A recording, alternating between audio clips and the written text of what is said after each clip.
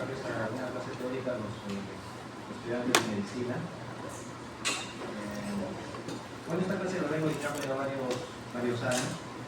Deben tener presente que lo que toca hoy es región supraclavicular.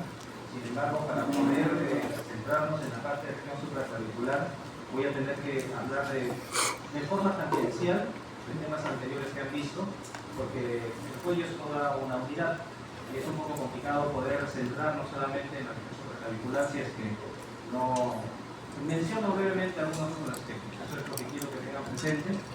Mejor así lo tienen como una especie de repaso rápido de algunas cosas.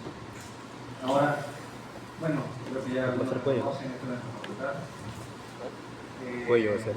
La primera vez iba siempre en lo que se ven las líneas de extensión del ángulo, donde se inicia la disección siempre, la vena angular externa, el externo cleidotípico mastoideo, para que lo tengan presente acá. Seguimos, el trapecio hacia atrás, acá viene hacia acá teníamos el triángulo anterior, y hacia este lado el triángulo posterior, y el triángulo supraclavicular se encuentra en esta zona, y también el triángulo frénico, donde se encuentra entre estos fascículos del músculo externo mastoideo. El primer plano siempre es la piel, y ubicamos luego el segundo plano. Vamos a seguir avanzando acá. El tejido cerebral subcutáneo del platisma, el segundo plano, donde acá ubicamos el platisma meso subcutáneo del cuello. Recuerden ustedes siempre cómo va, que se origina en el borde inferior de la mandíbula y se va a dirigir hacia la clavícula o la clavícula. Siempre recuerden esto, la inervación es la rama cervical del tronco cérvico-facial, del nervio facial. Recuerden el nervio facial, las dos ramas, un tronco cérvico-facial, un tronco cérvico-facial. El tronco cérvico-facial va a dar dos ramas también, una rama marginal o mandibular con nervio de Yapé, que eso lo van a ver en cabeza. Y la rama cervical, el tronco cérvico-facial, es la que va a dar inervación al platismo. Bueno, a veces se puede ver la disección, otras veces es un poco difícil conservarlo. Y la función siempre es la depresión del labio inferior, la trae hacia abajo de la fibra del mentón y el labio inferior. Inmediatamente después tenemos el tercer plano, que es la fascia cervical, que voy a mencionar brevemente en un momento también en las siguientes diapositivas en la fascia cervical, cómo vamos entrando de más superficial a la zona más profunda. Tengan presente, este es el tercer plano, la fascia cervical superficial, en este caso está volviendo al platismo. Ahora vamos a ver, este es un corte transversal del cuello, en donde se ubican los músculos infrarioideos. En este corte transversal primero ubicamos la piel, que está de negrito, y la fascia cervical superficial de amarillo. Es lo primero que ubicamos. Luego de esto vamos a tener lo que viene a ser la fascia cervical superficial, que envuelve al músculo platisma. Este es el platisma, y luego la fascia cervical profunda. Esta es la clasificación que existe hace unos 10 o 15 años. 15 años tiene su clasificación, un poquito más de repente. Hay una clasificación más antigua de fascia cervical superficial, media y profunda, y que la media se divide en media superficial, media media y media profunda. Esa clasificación es antigua. Probablemente en algunas mesas de disección todavía se enseña. A veces yo lo enseño, a veces también lo explico como para compararla con esa clasificación, que esta es la que ahora se está utilizando más, ¿no? Donde ubicamos primero la fascia cervical superficial, que envuelve el platisma, y la fascia cervical profunda, que se divide en tres, que es una lámina superficial, una lámina media y una lámina profunda. Primero la lámina superficial, que también se denomina lámina de revestimiento, que va a envolver al externo cleidomastoideo y al trapecio. Y esta vamos a ver también la lámina media, que se va a dividir en tres, ¿no? Una fascia infrarioidea o muscular, que envuelve a los músculos infrarioideos, una lámina pretraquial, que envuelve a la tráquea, a las vísceras en general de la glándula tiroides, y también una fascia bucofaríngea o visceral, que va justamente uniendo por la parte posterior digamos a la glándula tiroides, y también va posterior a la faringe en esa región. Entonces tengan presente esto, fascia bucofaríngea visceral, que es la tercera lámina, la lámina media. Luego de ello vamos a encontrar la vaina carotidia, que envuelve acá al van del cuello. El van del cuello, recuerden, carotidia definitiva, vena auricular externa y nervio vago. Esta es la vaina carotidia. Acá ya ubicamos todos los músculos vertebrales. Y finalmente también la lámina profunda. Al iniciar la lámina profunda vamos a tener primero la fascia alar. La fascia alar, que va a comunicar ambas vainas carotidias y también se comunica hacia atrás con la fascia bucofaríngea. Esta fascia alar también se denomina fascia alar de Charcot. Bueno, es un epónimo que usamos. A veces se me han dado cuenta, los anatomistas usamos epónimos. A algunos les gusta usar, a otros no. La verdad es que dicen que no se debería usar ya. Las nóminas anatómicas no usan epónimos, pero nos gusta usar, ¿ya? Nos gusta decirlo. Un colega que siempre lo recuerdo, que se llama Mario Greco, decía los epónimos es cultura general. Bueno, sí, pero hasta cierto punto el epónimo le gusta al anatomista, hasta que llega otro anatomista y le dice otro epónimo que él no sabe. Hasta ahí llega, ¿no? No se debe decir epónimo, cuando me dicen uno que yo no sé, pero bueno, no es así. Simplemente este es un epónimo más hacia la rechazo que figura en varios textos, incluso en guías de práctica antiguas figuran, y que unen la vaina carotídea en general y comunica la fascia bucofaringea. Y también tenemos dentro de la lámina profunda la última porción, que es la lámina prevertebral, lo que envuelve a los músculos prevertebrales. En realidad todas estas fascias se ven en la disección, casi todas se ven. Algunas son computadas de ver. Se ve, por ejemplo, si uno agarra la fascia que envuelve al esternocleido mastoideo, pues uno sabe que la lámina superficial de revestimiento. Preguntar eso es un poco complejo, pero se podría hacer. Uno agarra una poleurosis, una fascia que está cubriendo a los intravideos, y uno puede decir que es la fascia muscular intravidea, al igual que la que envuelve a las vísceras. Uno puede decir que es la lámina pretraqueal, ¿no? Esta también, la vaina carotídea, se ve siempre se diseca al momento que se va a ingresar a ver el paquete vasculonervioso del cuello. Es decir, la mayoría se ven normalmente en la disección. ¿Ya? Entonces esta es una parte del cuello, donde nosotros nos vamos a centrar, es donde está más o menos un poco abajo y a la derecha en esta clase, abajo y a la derecha de la fascia o de la vaina carotídea, que es lo que vamos a revisar ahora. Ahora vamos a centrarnos en esta primera parte de los grupos musculares. Los grupos musculares, lo que ustedes ya han visto hasta ahora. Primero el primer grupo superficial, donde está el músculo cutáneo del cuello platisma. El segundo grupo, que es el anterolateral, donde está el esternocleido mastoideo y el trapecio. Y luego también tenemos el grupo intermedio, en donde se encuentran los músculos suprayoideos e infrayoideos. Dentro de los suprayoideos tenemos al músculo digástrico, estiloideo, mioideo, genioideo. Y los infrayoideos tenemos que se dividen en un grupo profundo, el esternocleidoideo, tiroideo, superficial, esternocleidoideo y homoioideo. Entonces, esto es lo que hasta ahora ya lo han visto en las clases y también lo han visto en la práctica. Entonces, acá importante, cada uno de estos musculitos que ustedes ya los reconocen, los han disecado algunos. Recordemos, el platisma quiere decir que el minerva del facial, ¿no? La rama cervical del tronco cérvico-facial. El esternocleido mastoideo y el trapecio son inervados por el espinal, recuerden. Justamente me acabo de acordar que hace unos días estuve viendo una pregunta que me hace llegar una residente en el hospital de un examen del MIR, en donde preguntaban quién. MIR es el residentado médico de España, para los que no lo saben. Entonces preguntaban qué músculo está inervado por el espinal. Y bueno, y la respuesta que daban ahí es que no quedamos estudiando. Ese tipo de cositas sencillas preguntan, ¿no? Las cosas que se acuerden después de unos años, que no se acuerdan nada, en verdad, después en lo mismo. Ahora, dentro de los músculos suprayoideos, aquí estamos viendo el digástrico, tiene un miembro anterior y un miembro posterior. Acá deben recordar que, digamos, a manera de repaso, que el miembro anterior está inervado por el nervio mioideo, que a su vez viene del quinto craneal, del quinto 3, el estiloideo, el vientre posterior, y el vientre posterior del digástrico y el estiloideo están inervados también por el facial. Y el uteroideo y el genioideo están inervados por una rama directa del C1. ¿Bien? Eso deben de tener presente. Y acá, llegando a los infrayoideos, es más fácil porque todos estos, digamos, están inervados, digamos, por el asa cervical, excepto tiroideo, que está inervado también con una rama directa del C1. Acá, el que está inervado por la rama directa del C1 es el tiroideo no, por el medio tiroideo.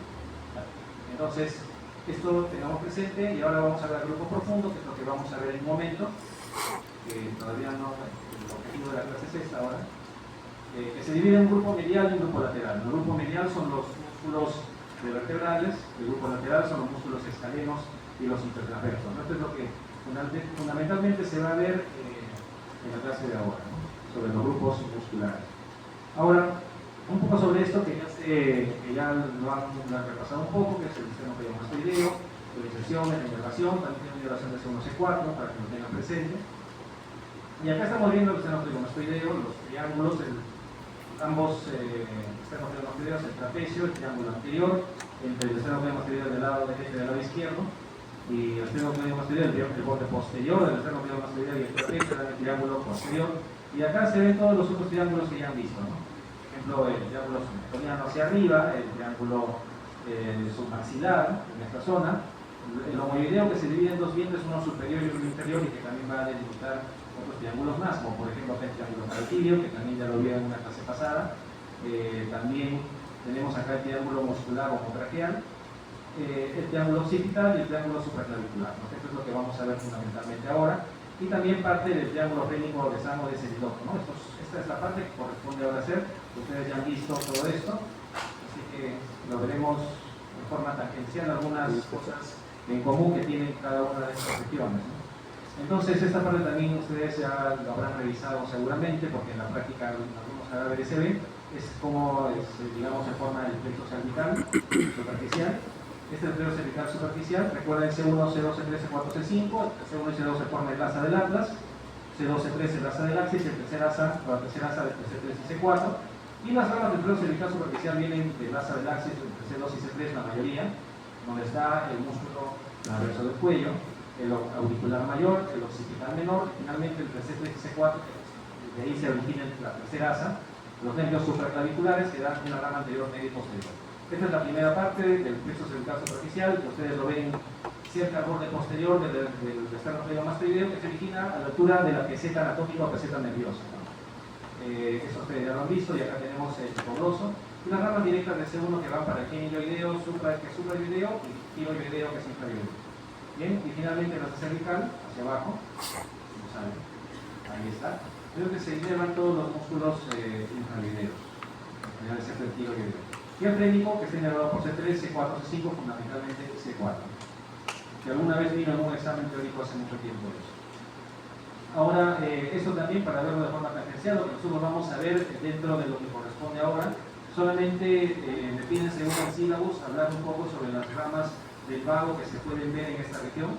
Entonces, dentro de las ramas del vago están fundamentalmente digamos, la laringe superior y la laringe inferior. Un poco se va a ver, vamos a tratar ahora de la laringe inferior o recurrente, y de la laringe superior ya hablaron con laringe, que tiene una rama superficial, una profunda o externa interna, y la profunda o interna perforada en la tiroidea y forma el asa de Galeno, ya vieron eso. Mientras que el nervio laríngeo recurrente, sí, ese va a, digamos, en el lado derecho, va a hacer un asa a la arteria subclavia, en el lado izquierdo va a hacer un asa al callado de la aorta, luego va a regresar, digamos, y va a ingresar en el ángulo guido entre el esófago y la tráquea, y va a ingresar hacia el laringe, ¿no? Ese es el recorrido del laringe recurrente, y que en un momento también vamos a ver en algunos esquemas. También rápidamente este tema de la vena yugular interna, ya vieron cómo se origina. Nosotros vamos a ver en esta parte solo lo que corresponde al ángulo yúgulo subclavio. Acá estamos viendo ángulo yúgulo subclavio derecho, subclavio izquierdo, que dan los troncos venosos innominados, y estos van a formar la vena cava superior, que finalmente va a llegar hacia la aurícula derecha.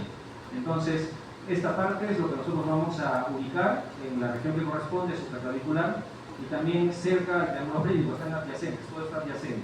Entonces, algo que se debe tener presente acá es, digamos, qué venas llegan a esta zona, tronco venoso innominado, llegan plexos venosos vertebrales y también la vena tiroidea inferior, la primera vena intercostal, y también podemos ubicar acá la vena intercostal suprema, tanto en el lado derecho como en el lado izquierdo. Recuerden que la vena intercostal suprema también se llama tronco común de las venas intercostales superiores, tanto derecha como izquierda. Resolviendo, acá hay muchas variantes anatómicas, y eso ya se verá cuando hagan el capítulo de tórax. O a veces también la vena intercostal suprema está conformada por la primera vena intercostal. Estos pueden formar un tronco común o pueden ir separado, como lo están viendo acá. Estas venas también acá, digamos, o esta vena intercostal suprema, sobre todo en el lado derecho, va a formar un callado y va, digamos, a abrazar al bronquio derecho, ¿no? Eso ya es otro tema y lo verán cuando se hace tórax. ¿Y qué también encontramos a este nivel? Bueno, las venas mamarias internas, que eso se verá mejor en tórax. Y este es el ángulo yúgulo subclavio o ángulo de Pirogov. Ángulo yúgulo subclavio o ángulo de Pirogov. La mayoría de alumnos, no sé por qué, esto es lo único que recuerdan cuando llegan digamos, a llevar cursos de cirugía. Solamente se acuerdan de esto, ángulo de Pirogov, ángulo yúgulo subclavio. Bueno, será porque es fácil de acordarse, o el nombre es gracioso decir Pirogov, por eso se acuerdan. Pero todos se acuerdan solo de esto. Entonces, el ángulo yúgulo subclavio o ángulo de Pirogov, deben recordar que ahí está drenando el conducto torácico. Conducto torácico que viene a ser el conducto linfático del lado izquierdo.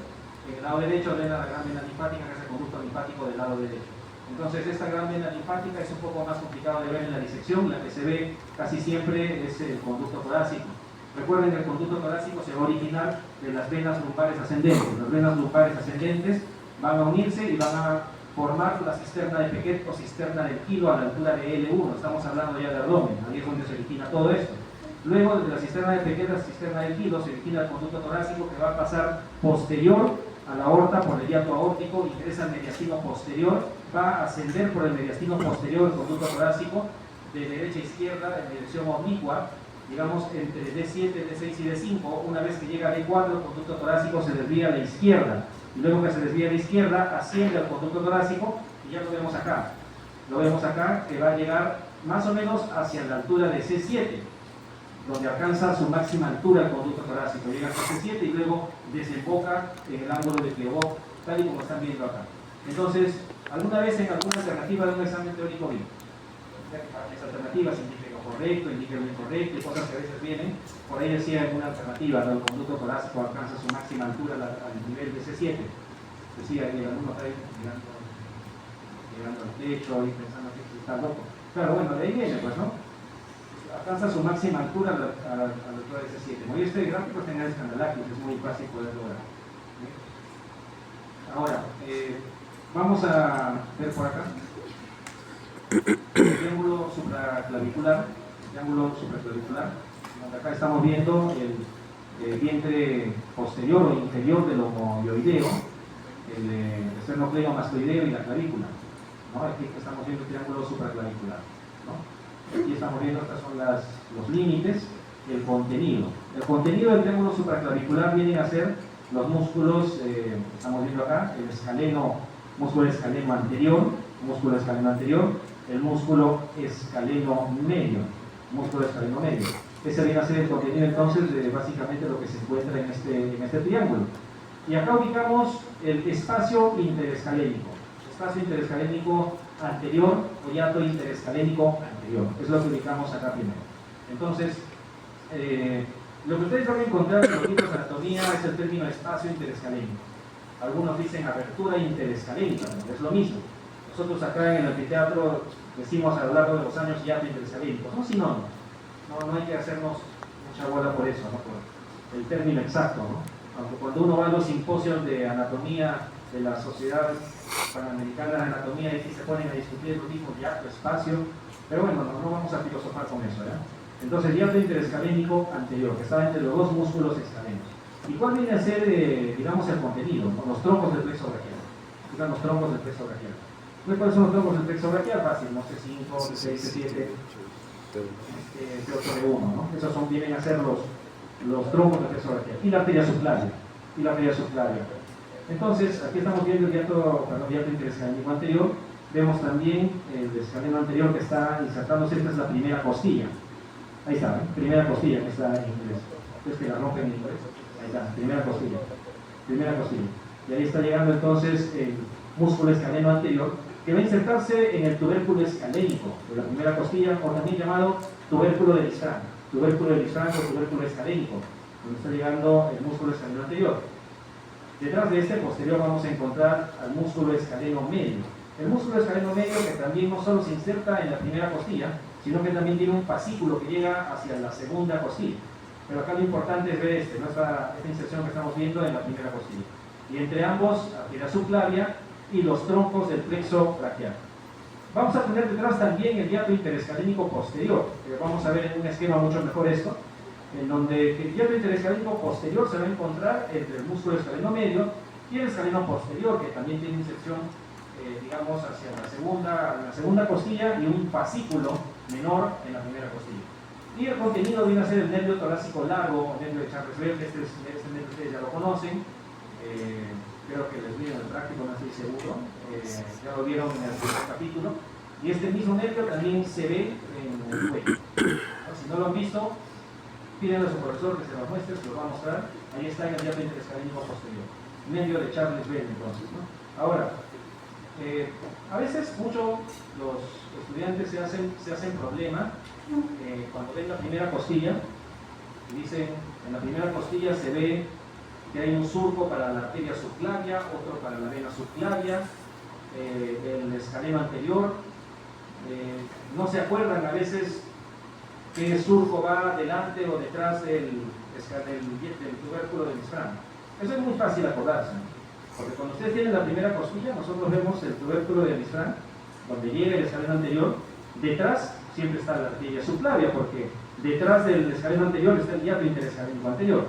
Entonces siempre, posterior va a estar, o detrás del tubérculo del Mizrán va a estar el surco para la arteria subclavia. Y delante, acá, está el surco para la vena subclavia. Pero no vemos la vena. Bueno, acá no está graficado, ¿no? Pero aquí estaría la vena subclavia, ¿no? Delante.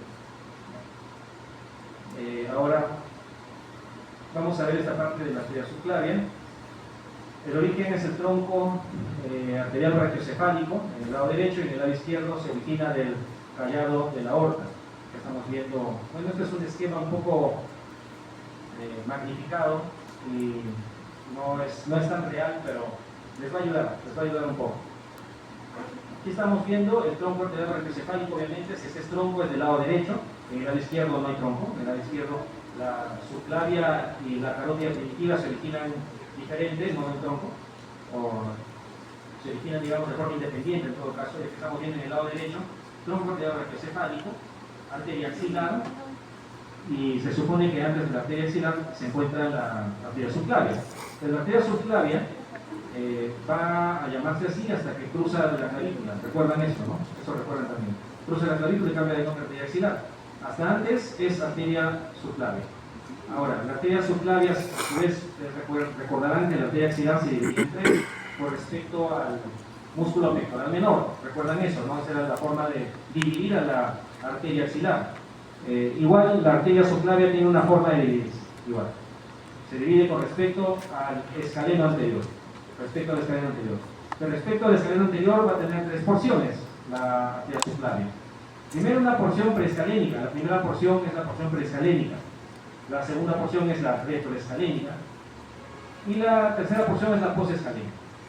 Digamos que esto es algo que es muy, muy teórico, ¿no? Porque en la disección a veces lo que supuestamente sale de la primera vemos que sale de la segunda. A veces eso puede pasar.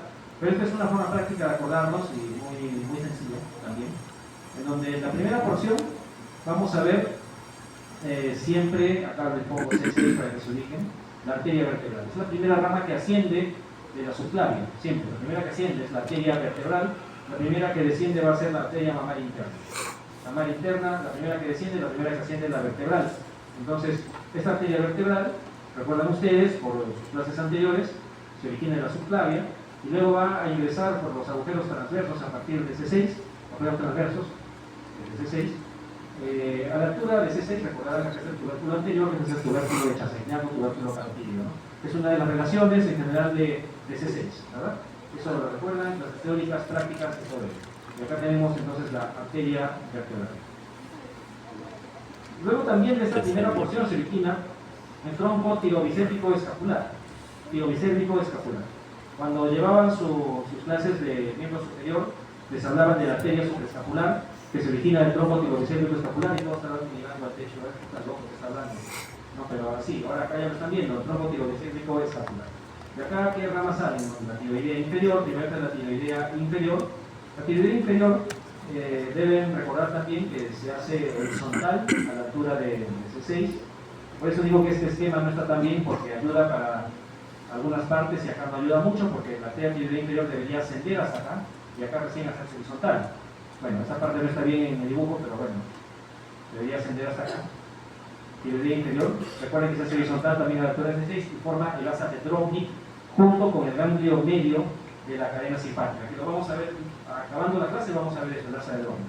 Ahorita recuérdense también eso que les estoy diciendo, la tiroidea inferior se hace horizontal a la altura de C6 y forma el asa de Drovnik junto con el ganglio medio de la cadena simpática, que también se encuentra a la altura de C6, el ganglio medio. Tenemos también la arteria cervical ascendente. De la arteria cervical ascendente deben recordar que, al igual que el nervio frénico, se encuentra anterior o delante del músculo escaleno anterior. ¿Ya? El músculo escaleno anterior, que algunos ya lo vieron en la disección, seguro todos lo han visto, delante del escaleno anterior tenemos el nervio frénico. Eso es lo más fácil de poder ver. Siempre se ve eso. Y siempre se ve una arteria ahí que está junto, muy pegadita, ¿no? Adherida casi al frénico. Esa es la rama arteria cervical ascendente. Recuerden eso también, eso se puede ver ahí. Y también, bueno, finalmente, la arteria cervical transversa, y la única que conocían hasta el capítulo anterior, arteria supraescapular, ¿no? Esas son todas las ramas del tronco tiroidocéntrico escapular. Esta es la misma arteria supraescapular que pasaba por la escotadura coracoidea, recuerdan, y que luego pasaba por la escotadura espinolenoidea y llegaba a la fosa intestinosa, ¿no? Todo eso también se acuerdan. ¿Se acuerdan todos ustedes? Son unos capos, no hay problema. Son 25, ¿no? 25, ¿no? Está bien, no son 22. No son, por eso es que se acuerdan todos. 22. Está bien eso. Está bien. Ya recién están murmurando ya. Que se despierten un rato porque están durmiendo. Están con el efecto de la sopa de cangallo, seguro que usted se durmió. Ya está bien. Sí, ya bueno. Entonces acá seguimos. En la segunda porción estamos viendo el tronco intercosto cervical. El tronco intercosto cervical. Este tronco intercosto cervical en teoría da esas dos ramas, ¿no? La cervical profunda y la intercostal superior. Pero recuerden que es inconstante el tronco. Algunas veces se ve solamente la cervical profunda, a veces solo la intercostal superior, a veces ninguna. Entonces, bueno, es muy inconstante, muy variable. Al igual que la tercera rama, que también es inconstante, que es la arteria dorsal de la escápula o escapular descendente. Bien, entonces esas son todas las ramas de las que les puedo comentar sobre la arteria subclavia.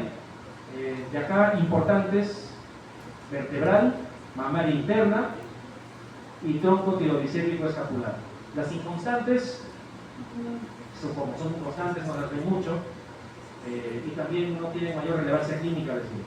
Entonces, eso es lo que deben de tener presente. Bien, ahora vamos a pasar a ver esta parte de los músculos. Bueno, entonces, acá estamos viendo en esta parte de los músculos de la región cervical, el plano más posterior. Voy a lanzar todos para recién explicarles esto. Acá estamos viendo entonces los músculos vertebrales, donde ubicamos el recto anterior menor de la cabeza. Acá estamos viendo el recto lateral de la cabeza. Estos músculos son muy pequeños, que honestamente he visto una sola vez que se han preguntado en práctica, una sola vez, pero no en general, sino el profesor una vez, un profesor muy entusiasta que siempre preguntaba cosas un poquito rebuscadas, lo preguntó. Preguntó uno de estos, que se notaba una pieza anatómica claramente. Bueno, el músculo largo del cuello se ve clarísimo. Este tiene 3 fascículos que lo voy a detallar en un momento. Este músculo largo del cuello es clarísimo, siempre se ve. Al igual que el músculo largo de la cabeza, o recto anterior mayor de la cabeza, también el largo de la cabeza. Ojo, en algunos atlas de anatomía antiguos van a encontrar que este largo de la cabeza también le llaman lateral del cuello. Van a encontrar también con ese nombre, ¿no? Pero lo que ustedes van a encontrar en la nómina anatómica, la nomenclatura actual, es así, ¿no? Largo del cuello, largo de la cabeza. Así las letras. ¿Bien? Y también tenemos finalmente los escalenos, ¿no? El escaleno anterior, el escaleno medio y el escaleno posterior.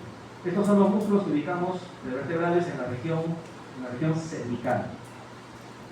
Ahora vamos a verlos acá un poco más detallados, ¿no? Este es el músculo largo de la cabeza, el músculo largo de la cabeza. Sus inserciones vienen a ser, primero, las apófisis transversas de C3 a C6, largo de la cabeza largo de la cabeza. Las apófisis transversas de C3 a C6, C3 ven acá, aquí no está, transversa, C3 a C6, y también la porción basilar del occipital hacia arriba. La inervación están dadas por el asa del atlas y el asa del ábside, es decir, primer y segundo arco del plexo cervical, primer y segundo arco, ¿no? Y la acción de flexión de la cabeza, como acá lo están notando, es fácil notar que es flexión de la cabeza. Ahora, hacemos recto anterior de la cabeza. Entonces, el recto anterior de la cabeza, acá estamos viendo el recto anterior de la cabeza, que va a tener, digamos, sus inserciones primero, apófisis transversa de C1. Este es C1, este es el atlas, ¿eh? Este es el atlas, el que está acá arriba. Apófisis transversa, el que están viendo clarísimo, apófisis transversa de C1, y hacia la porción basilar del occipital y porción petrosa del temporal. Entonces son las inserciones del recto anterior de la cabeza. La inervación puede ser C1, C2, C3, fundamentalmente C2. Y la acción también es flexión de la cabeza e inclinación lateral. En el músculo largo del cuello que estamos viendo, el músculo largo del cuello ahora sí es este. Este deben recordar que tiene porciones, una porción longitudinal, la que estoy señalando acá, también una porción oblicua inferolateral y una porción oblicua superolateral. Son las tres porciones del músculo largo del cuello. En donde estamos viendo las inserciones primero de la porción longitudinal, viene de los cuerpos vertebrales de T1, T3, C5, C7, de C5 a C7. Todos estos cuerpos vertebrales, ¿no? Que están viendo acá. Y las apófisis transversas de C4 a C6. Como que confluyen acá, hacia C4 hasta C4 y C6, toda esta parte de la inserción de la porción longitudinal. La porción superolateral va a tener como inserciones las apófisis transversas de C3 a C5, también, y el tubérculo anterior de C1. Tubérculo anterior de C1, este es el tubérculo anterior de C1. Entonces, vienen a ser las inserciones de la porción superolateral. La porción inferolateral del músculo largo del cuello va a insertarse en los cuerpos vertebrales de T1 a T3 y las apófisis transversas de C5 a C7. Entonces, así se configuran los tres fascículos o las tres porciones del músculo largo del cuello. El largo del cuello, facilísimo de identificar. Ustedes van a ver en el cadáver al centro, hay una parte donde se ven los cuerpos vertebrales. Delante de estos cuerpos vertebrales se encuentra el ligamento longitudinal común anterior, y laterales siempre se encuentran estos músculos. Es muy fácil verlo en la región prevertebral. Incluso en cadáveres donde aparentemente no hay nada, porque a veces, pues, seguro a alguien le ha pasado, ¿no? Abre su cadáver y no hay cuello, no hay nada, no hay músculo, nada. Y están renegando y no hay nada, y le están sacando piezas anatómicas antiguas, ¿no? En ese cadáver que les parece que no hay nada, ustedes van a encontrar estos músculos. Y se encuentra este clarísimo. A veces hasta la arteria vertebral se ven esos cadáveres, ¿no? Que a veces los alumnos dicen, no, mi cadáver no tiene nada. Bueno, vamos a ver si en verdad no tiene nada en el práctico, ahí les van a agarrar todas las preguntas. A ver, sí, si quieren. Bueno, igual, supongo que como en el primer examen salió tan mal, acá no salió tan mal, ¿no? Supongo, ¿no? Tienen que estudiar, ¿qué es cuello? Cuello es poquito, ¿eh? Solo es un cuello, no musculito. ¿Qué es cuello? Pequeñito, no musculito, se tiene que aprobar, ¿no? Bueno, no importa. Largo del cuello, ¿no? Aquí lo están viendo bien. Y el músculo, bueno, así ya lo vimos. Músculos escanenos. Vamos a ver primero el escaneno anterior. Inserciones. Apófisis transversas de C3 a C6. Y la primera costilla hacia abajo. Ahí está, ¿no? Primera costilla. Y apófisis transversas de C3 a C6. Aquí está lo que les estaba mencionando hace un momento. Les hablaba de la primera costilla. Esto seguramente lo van a volver a ver cuando se haga el capítulo de tórax, pero como todo es una unidad, entonces es difícil poder decir, no, esto no explico solo esto, no, es complicado. Tengo que hablar de la primera costilla, ¿no? A pesar que sea aparentemente tórax, porque acá llegan los escalenos. Entonces, les decía, delante del escaleno anterior, vena subclavia, detrás del escaleno anterior, arteria subclavia. Ahí está facilito. ¿Y cómo se acuerdan de decirle? Porque el contenido del hiato interescalénico anterior es la arteria subclavia.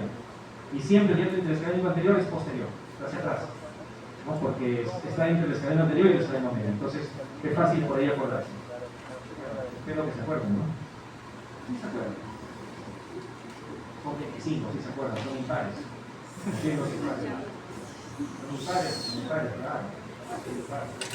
Hace años, en la época de los dinosaurios, pero son impares también. Músculo escaleno medio. Entonces, el escaleno medio, inserciones son apófisis transversas de C2 a C6, primera costilla y un pequeño fascículo en la segunda costilla. Es lo que le estaba ahí mencionando hace un rato. Un fascículo, un pequeño va hacia la segunda costilla del escaleno medio de inervación, es básicamente de ramas anteriores de C3 hasta C6, ¿no? Ahora, este es el hiato interescalénico anterior, ¿no? Y este de acá es el hiato interescalénico posterior, entre el escaleno medio y el escaleno posterior. Acá estamos viendo ya el hiato interescalénico posterior, que se dibuja un poquito el músculo escalénico posterior. Y miren, inserción es igual. Apófisis transversa de C4 a C6 y hacia abajo segunda costilla y un fascículo la primera. Fundamentalmente es segunda costilla, ¿no? Del escaleno posterior, pero da un pequeño fascículo hacia la primera costilla. Y la acción, bueno, Tomando como punto fijo la columna vertebral, elevan las primeras costillas, son inspiradores también. Y tomando como punto fijo el tórax, inclina la columna cervical hacia los lados de los músculos contraídos. Ligera rotación también al lado opuesto, presentando estos musculitos tan pequeños, ¿no? Sí tienen una función importante. Variantes en los escalenos. Esto de acá sí es algo raro, ¿no? Lo que yo he visto en cadáveres acá sí es... A ver, ¿cuál he visto? He visto esto. Esto he visto en cadáveres acá. Creo que incluso hay uno por ahí que hace unos días vi que tiene algo parecido a esta variante, pero esta sí no he visto nunca. Nunca he visto esto. Entonces, estas variantes, ¿qué son? ¿No? Este es el escaleno anterior y la arteria subclavia pasa en medio del escaleno anterior, como dividiéndolo en dos subfascículos, ¿no? Como muy raro. Y este es el que sí se ve un poco con más frecuencia, que como digo es lo que he visto varias veces acá. No sé exactamente el porcentaje de cada uno, eso no está bien del todo descrito, solamente en el alcantará aquí sacan así variables, pero no describen exactamente un porcentaje, pero tengan presente que puede salir también, digamos, entre las fibras del escaleno anterior, pueden salir también ramas del plexo braquial, como están viendo. Eso también puede pasar. Incluso miren cómo está yendo el nervio frénico, ¿no? Está yendo por detrás de C5, por detrás de C5 está yendo, ¿no? Un poco extraño. Entonces estas son variantes que pueden ver, van a poder notar probablemente en algún cadáver por ahí. Ahora, acá estamos viendo un poco el plano profundo, ¿no? Los músculos intertransversos del cuello. Esto ya es un poco de la parte posterior. Esto sí lo han hecho, ¿no? Creo que sí lo han hecho. Estos son los intertransversos, entonces no comento porque esto es parte posterior. Ahora acá estamos viendo el recto lateral de la cabeza.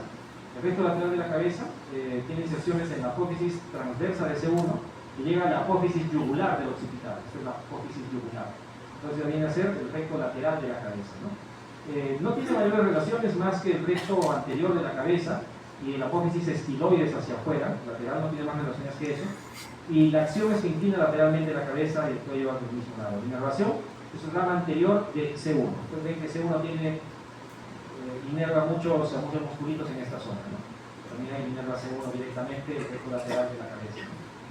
Esto es un poco también de lo que hemos estado viendo. Esto pienso que ustedes ya lo pueden ver porque esto yo ya lo he explicado. No vendría mucho al caso repetirlo todo porque esto ya lo he explicado claramente.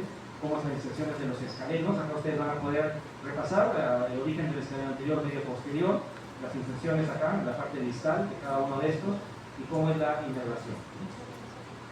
Al igual también que los otros músculos, el largo de la cabeza, el largo del cuello. Recuerden que este largo de la cabeza también, como decir que se llama, el lateral del cuello, es otro nombre que tiene. Al igual que los rectos anterior y recto lateral de la cabeza. Esto ya ustedes lo revisan. Ya les he explicado en una diapositiva anterior, solo es para que lo tengan un poco sintetizado. Y bueno, esto ya es casi para terminar. Nos hemos enfocado bien en la musculatura de la parte profunda de la cara anterior del cuello. Hemos visto también la región supraclavicular, las ramas de la arteria subclavia, los hiatos interescalénicos, que es lo que correspondía ahora. Y vamos a ver esta parte de la cadena simpática cervical. A veces muchos se hacen mucha bola con esto, o sea, cadena simpática cervical. Bueno, en general la cadena simpática está en todo, digamos, a lo largo de toda la columna, ¿no? Digamos, cervical, también en la parte dorsal, cadena simpática dorsal-torácica, también hay lumbar, ¿no? Lo van a ver a lo largo de todo. Entonces, esta cadena simpática cervical, ubicamos primero el ganglio cervical superior o ganglio fusiforme. Ganglio cervical superior o ganglio fusiforme, ¿no? Que justamente se va, digamos, a formar a partir de C1, C2, C3 y C4. Ojo que esto es variable, puede ser que a veces C4 no lo forme, puede ser, de acuerdo a lo que ustedes vean, pero normalmente estas cuatro lo están formando, ¿no? El ganglio cervical superior fusiforme, esto es lo más fácil de identificar en la disección cadavérica porque siempre se ve un ganglio así, medio ovalado. Es muy fácil verlo, todos seguro ya lo han visto. Si no lo han visto, vayan en su cadena simpática, váyanse lo más arriba posible y van a encontrar un ganglio ovalado, ¿no? Esto es el ganglio cervical superior o fusiforme, ¿no? Y de acá también hay ramas diferentes que van hacia los nervios craneales 9, 10, 12, bulbo de la yugular, y también a formar el plexo de la carótida interna y externa. A su vez también van ramas al plexo faríngeo y al cuerpo carotídeo. Entonces, Esto es con respecto al primer ganglio, el ganglio cervical superior o fusiforme. Ahora existe un ganglio que es inconstante, que es el ganglio cervical medio, o ganglio de Haller, que es el que se encuentra a la altura del C6, que les explicaron ustedes, tubérculo anterior de la fobia transversa C6, donde pasa la arteria vertebral se hace profunda, la arteria inferior se hace horizontal, se forma el asa del Dubrovnik de la arteria inferior junto con este ganglio medio. El ganglio medio de la cadena simpática cervical, o también llamado ganglio de Haller, y que está, digamos, conformado por C5 y C6. C5 y C6. Como les digo, es inconstante. No siempre se ve la formación del ganglio. Sí se ven estas ramas de C5 y C6, se suelen ver, pero el ganglio no siempre se ve. A veces es muy pequeñito, a veces no se ve bien, solamente se ve un conjunto de nervios que llegan hacia la cadena simpática cervical. Como les digo, es inconstante. Ahora, estamos viendo que de acá existen referentes, como por ejemplo, digamos, esta que forma el asa del Dubrovnik con la arteria tibial inferior. Y hay otro referente más que voy a explicar en un momento al final. Finalmente, acá tenemos el ganglio inferior, el ganglio cervical inferior o ganglio estrellado, o también llamado de Neubauer, y que está conformado por C7, C8 y T1. C7, C8 y T1. De este ganglio se va a hablar, probablemente se va a hablar mejor cuando hagan el capítulo de tórax. Se va a hablar también mucho de este ganglio, probablemente, y sobre sus aplicaciones clínicas. Por ahora, bueno, esto es más en verdad, es más tórax la aplicación clínica que el cuello, así que lo voy a dejar ahí por un momento esa parte, pero sí deben tener presente la conformación. Y este ganglio sí se ve en la disección, sí se ve.